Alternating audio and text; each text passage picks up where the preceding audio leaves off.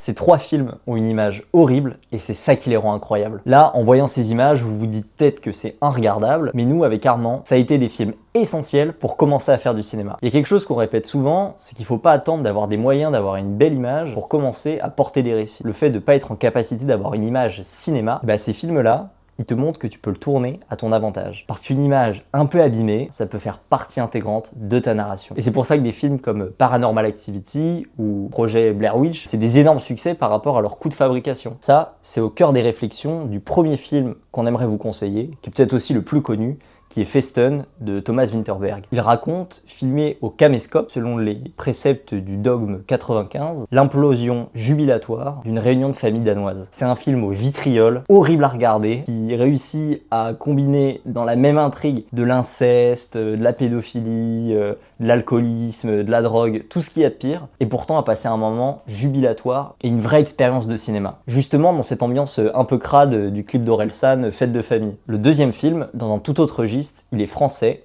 et il s'agit de Play. C'est une comédie qui raconte la vie d'un groupe de potes, du début de l'adolescence jusqu'à ce qu'ils arrivent à la trentaine, racontée sous la forme des petites vidéos qu'un des membres de ce groupe prenait. Et d'ailleurs, ce film, il n'a pas manqué de budget. C'était des configs assez importantes pour recréer cet effet caméscope. C'est quand même une super nouvelle pour ceux qui n'ont pas forcément les moyens, parce que c'est des images que tu peux réussir à fabriquer avec pas grand-chose. Et le troisième et dernier film qu'on aimerait vous conseiller, il est encore moins connu, il est français, et pourtant on l'adore aussi.